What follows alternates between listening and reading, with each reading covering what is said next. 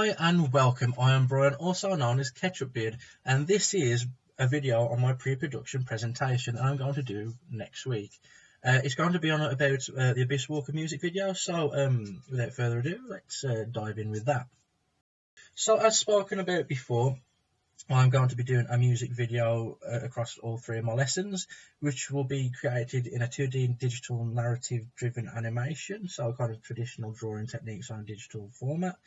Using the lyrics from my band, it will kind of give that narrative. So it isn't exactly a script you're working to, but it is through my lyrics, so it's I kind of work from it like that. Anyway, the story is an allegorical and contextual nod to Greek tragedies because I noticed similarities in the lyrics themselves, along with like some of the experiences that I was writing about at that time for the lyrics. And I thought, well, why not mash the two together? And then also I'll grab some mythology from Greek lore and just kind of use it as like an entire package. So it'll be kind of like a fantasy kind of video mixed with a few contemporary pieces, possibly like bits of horror, so it's kind of a nice little story. It's going to mainly be about, like, this is a short synopsis, is the trials of responsibility, and it's going to be made through the expression of the music and the written lyrics and the visual arts, what this will culminate into. So let's go into the visual style. Now the visual style is going to be kind of it's been developed through the visuals of Mike Mignola, Gendy Tartakovsky, and Ryan Gillis. Ryan Gillis's Palm Rock really had a massive effect on me when I saw it. I really loved the energy and life that was being portrayed in Bill as a character through his animation Palm Rock, which recently got an award. And I thought, wow, I really like the line work on that. It's kind of rough, but it feels quite nice, and it's the entire appeal of like the colour as well. And now when I thought about colour, I also thought about Samurai Jack. Now the cinematics in Samurai Jack also kind of lead into that. So the backgrounds in it were always rich and colourful and were very minimalist. So kind of getting a lot out of little. And that's kind of what I need to do in this production. Samurai Jack, the cinematics, they looked at different films and TV series throughout the 70s and noticed how like they'd have like the video divided into 3 sections and also kind of matching up with the music with not much dialogue. So I was kind of thinking of going that way, even though there is dialogue in our song. I can kind of use that to the advantage of kind of animating to the beat. Yeah, shadows of Mike Mignola's shadows that he got from Jack Kirby, them kind of ideas, like putting in with the atmosphere and the colours from the ideas from the colours from Ryan Gill's Palm Rot, and the cinematics of Samurai Jack.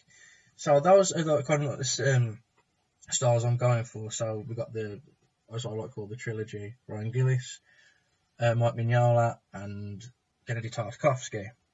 The structure itself will be divided into 3 parts. So it's kind of postmodernist in a kind of classical storytelling sense. So we'll have the fundamental 3 acts: the introduction, the conflict, and the resolution. Now these will be combined with the contemporary edits, as stated before, so the music matches the action, the action matches the music. The lyrics will be like, you'll have the first verse, first pre-chorus and chorus as the introduction, the second verse, second pre-chorus and second chorus as part of the conflict, and the bridge, guitar solo, and like the outro will all be the resolution. And I'll try to get like actions animated to that, so it mirrors what's happening. The pacing and the matching of both will be in rhythm, tone, and texture to the music composition and the video.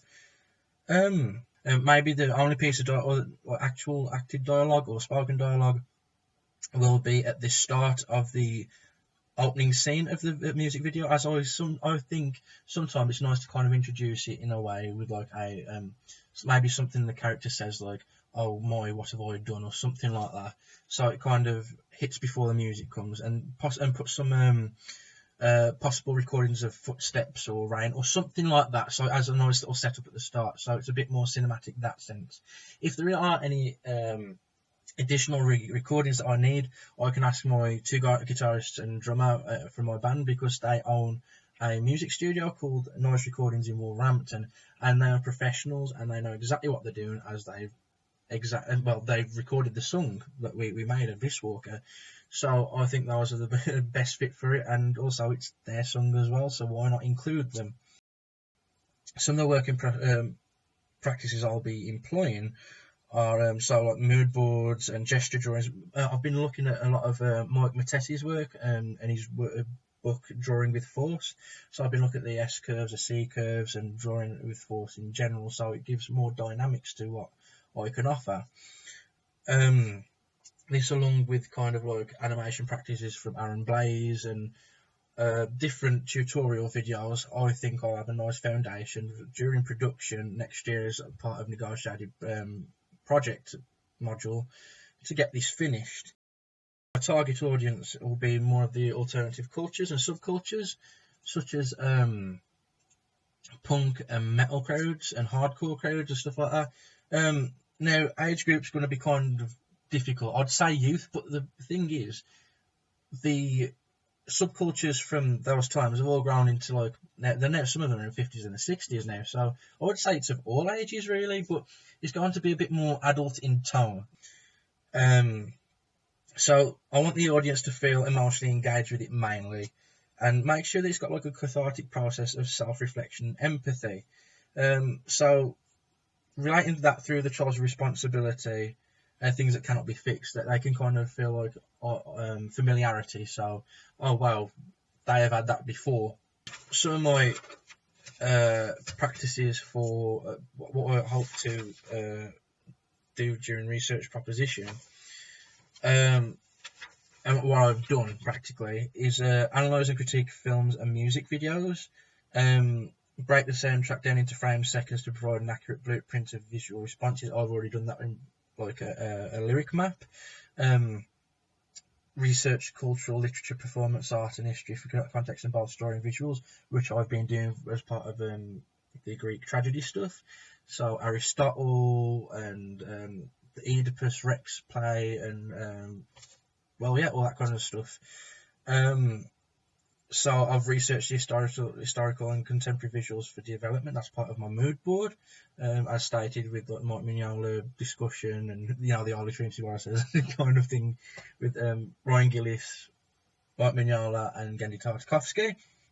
I've researched the narrative choices and arrangements for the soundtrack. So I've had a variety, and I've kind of narrowed it down to one. So yeah, I know exactly what I'm going to be doing.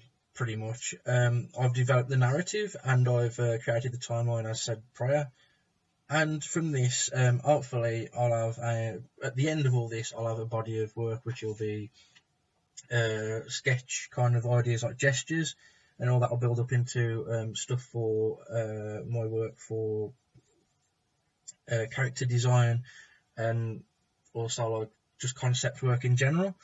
And then from that, I'll also have kind of an animatic built from the storyboards in my other class, but the animatic itself will be finished in this one with possibly a few pencil tests on top, so that it has kind of like a test before I go into production.